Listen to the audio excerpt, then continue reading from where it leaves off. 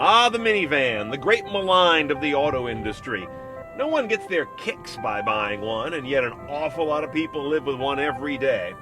Kia says they do one really well. Let's see in the latest version of the Sedona. Definitely outside the realm of the big three, but maybe that's a mistake. We're driving a 2015 Sedona SXL as we check the tech. When you put a minivan in your line, you don't exactly expect it to be a halo vehicle, do you? You leave that to your sport coupes and your sexy crossovers. This guy just has to sell well, bottom line. What Kia's done to make their argument to that direction is to take their inarguably slick-looking, very urbanized style that they have these days, put in some good cabin tech we've seen on their cars before, and try to make the second row a special place, all of that at a special price. Let's see how well they do.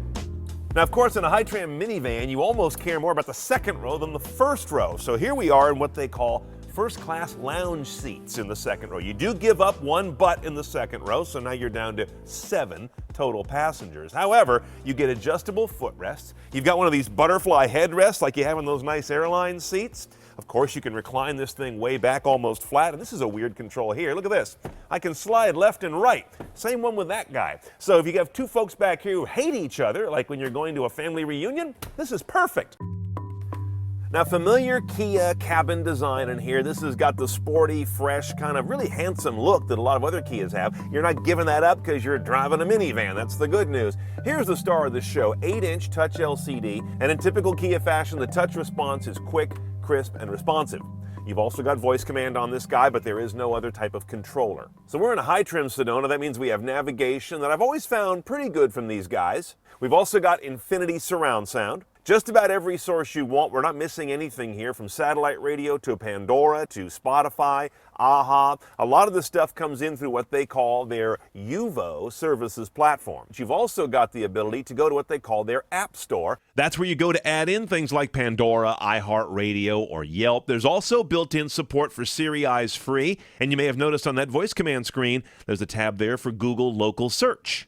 The frustrating part is this works through the Wi-Fi connection, not through a pairing to your phone. So your phone either needs to be a hotspot, or you got to be parked in the driveway or somewhere connecting to a fixed hotspot. That's goofy.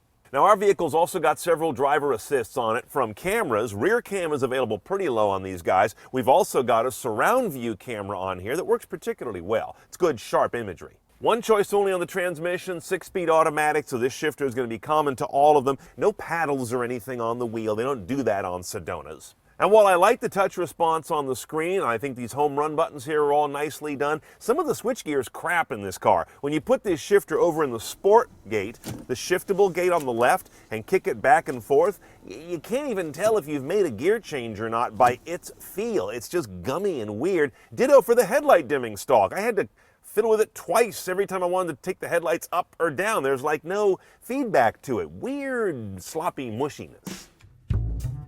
Now up front, the Sedona has gone down in engine size. Not too unusual these days, but still notable.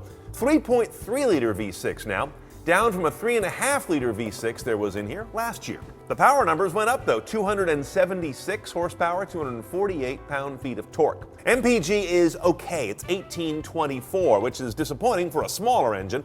If you go look at Nissan, Honda, Chrysler, they're all doing better on average MPG than this guy. One last note before we go for a drive, this is front-wheel drive, like most minivans. However, some folks really like to have all-wheel drive in their minivan. Imagine that, you want to get around all year long, and that's where you got to go shop a Toyota Sienna. So what am I going to tell you about a Kia Sedona that is different than other minivans? Not a whole lot, to be honest. It's an isolated, quiet riding vehicle. Modern minivans all do that and do that really well. It's got very good road manners, but not if you press it. There's no performance in this vehicle. The engine, I gotta say, seems a little bit on the underpowered side, but not criminally so. The bottom line is, I think, that normally I never think of Kia as making a minivan. When folks ask me for a recommendation for one, I don't think I ever remember to mention them. So that might be the main takeaway. It should be one you consider with the big boys. We've got a very high-end Sedona here, so don't blanch when I tell you it starts a little bit over $40,000, but this is an SXL. Now, on top of that, I am going to add nearly $3,000, $2,700 to be specific, for the tech package. That gets us better headlights, the lane departure warning, forward collision warning, a very nice surround view camera, and adaptive cruise control. Now we're at a little bit over $43,000. This vehicle is not thrilling to drive, although it's also competent on the road. The second row is definitely one of the more luxurious places you can sit in a car today at just about any price. And Kia's cabin tech has been strong with the exception of a couple of weird quirks we showed you there. It's definitely a worthy challenger to what is a much better selling set of competition.